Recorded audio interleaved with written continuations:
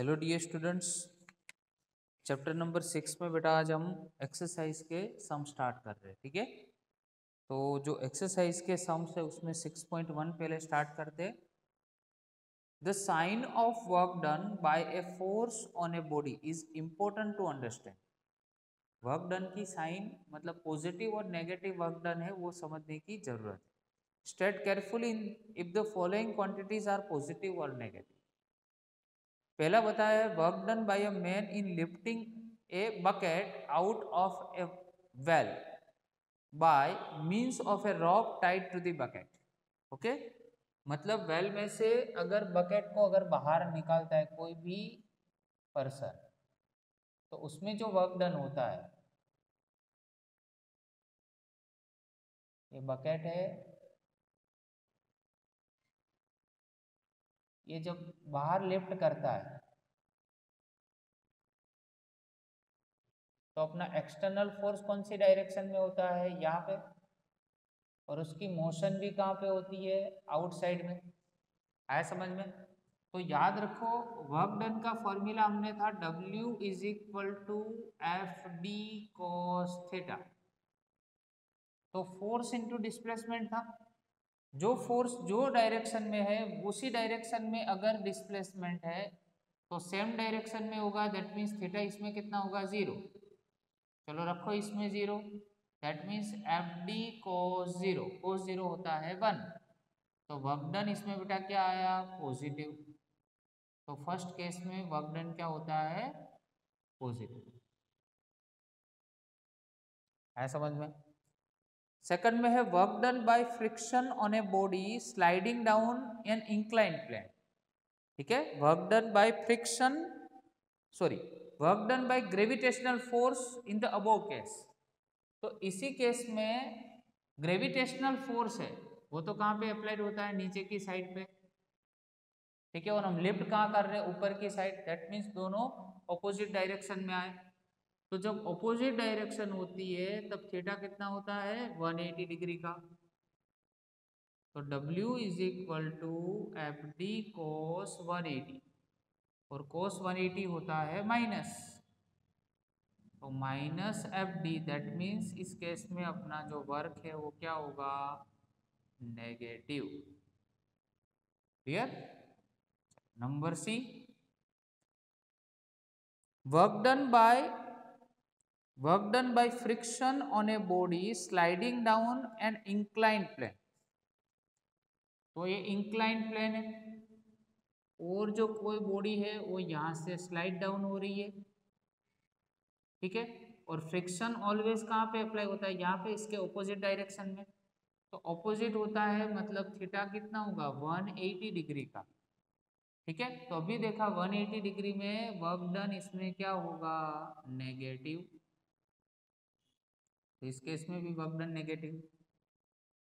चलो डी में, work done by applied force on a body moving on a rough horizontal plane with a uniform velocity।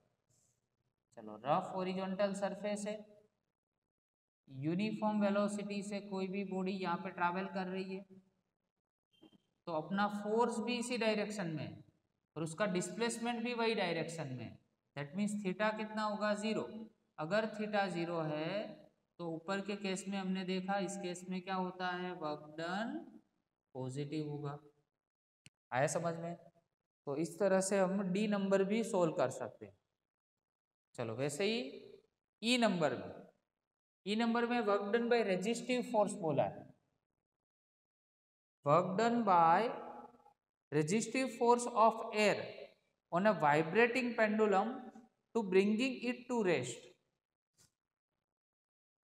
चलो pendulum का diagram हमने chapter number 2 में आपको बताया था।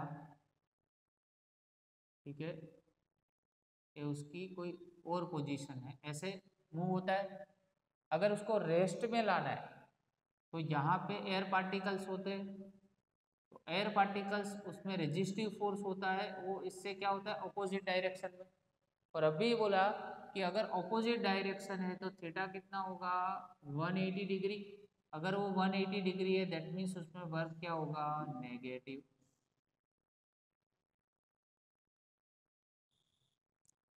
चलो 6.2, a body of mass 2 kg initially at rest, initially rest पे है, दैट मीन्स इनिशियल वेलोसिटी क्या है 0।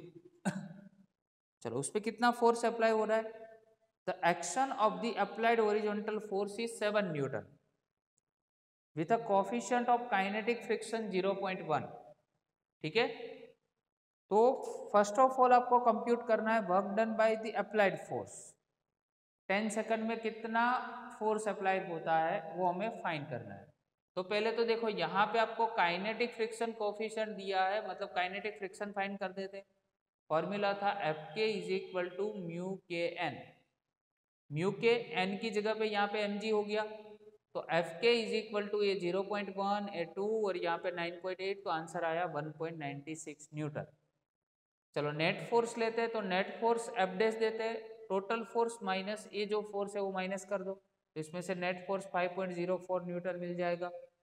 ठीक है, एक्सेलरेशन की जरूरत पड़ेगी, तो a is equal to F dash divide by M, F dash मतलब नेट फोर्स और एम मतलब 2 दिया है, 2.55 metre per second square answer आया एक्सेलरेशन का। अभी वर्क डन फाइंड करना है, दैट मीन डिस्प्लेसमेंट की जरूरत पड़ेगी, तो displacement is equal to V naught square V naught T plus 1/2 at square formula था, उसमें इनिशियली तो क्या है 0, दैट मीन्स इनिशियल वेलोसिटी 0, तो 1/2 ए की वैल्यू 2.52 है और टी मतलब 10 सेकंड में बोला है। ठीक है, तो 10 का होल स्क्वायर करोगे आंसर आया 126 मीटर। ओके, तो ये डिस्प्लेसमेंट मिल गया। चलो फर्स्ट स्टार्ट करते हैं, work done by applied force ऐसा बोला है 10 सेकंड में, तो W is equal to F into S. अभी एफ टोटल पहले कितना था 7 न्यूटन, देखो 7 न्यूटन हम अप्लाइड कर रहे हैं।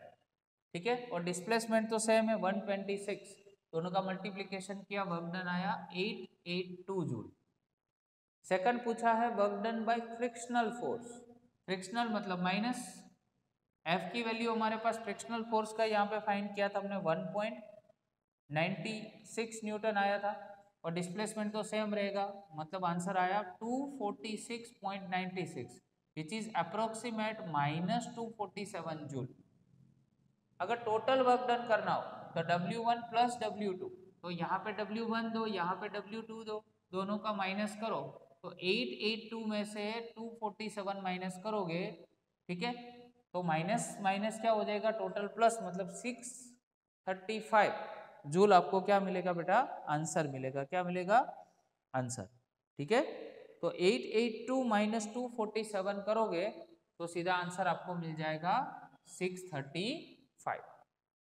अभी लास्ट पूछा है चेंज इन काइनेटिक एनर्जी, तो वर्क और काइनेटिक एनर्जी में वर्क एनर्जी थ्योरम था कि भाई delta K is equal to total work. ठीक है, तो delta K is equal to work done last में कितना था 635, तो यही आंसर आप में इसमें आएगा। आया समझ में? चलो 6.3 लेते हैं।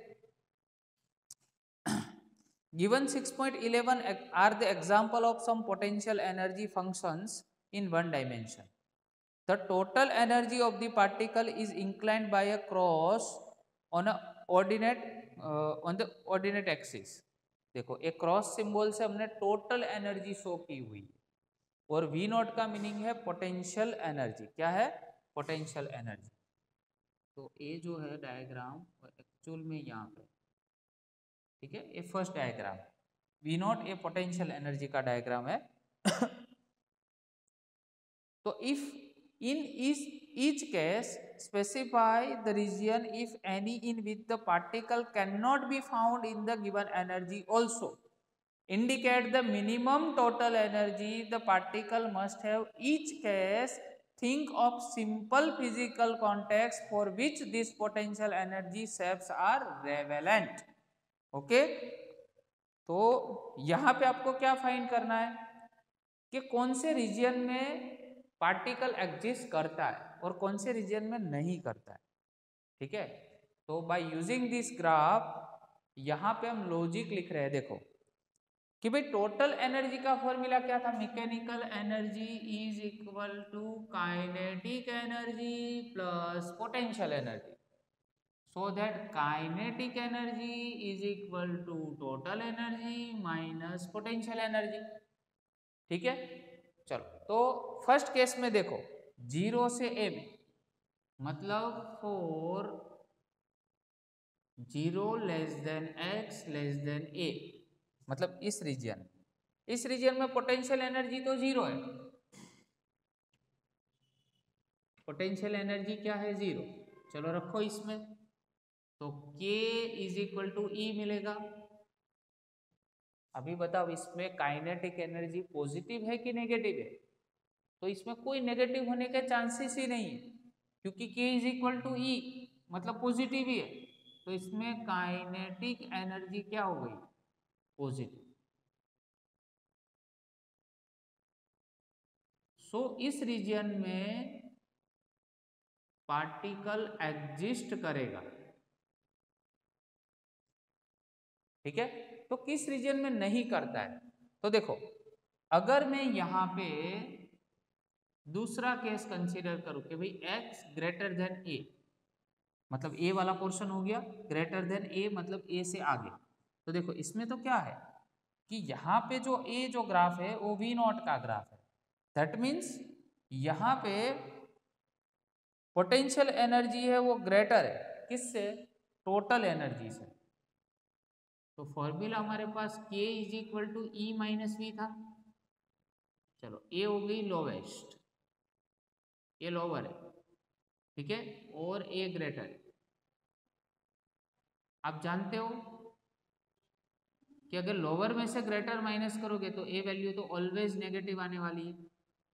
तो पोटेंशियल एनर्जी क्या हो गई? नेगेटिव हो गई। और अभी कभी आपने सुना है कि भाई सॉरी काइनेटिक एनर्जी नेगेटिव हो गई? काइनेटिक एनर्जी कभी नेगेटिव हो सकती है?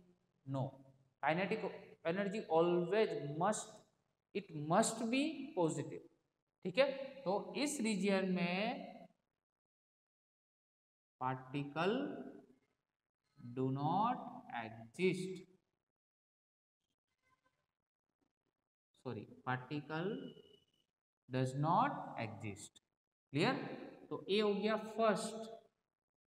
वैसे ही बी एग्जाम्पल, बी में भी दूसरा एक डायग्राम दिया है, देखो 2 में सोल्व करवाता हूं, 2 आपको अपने आप करने हैं, ठीक है।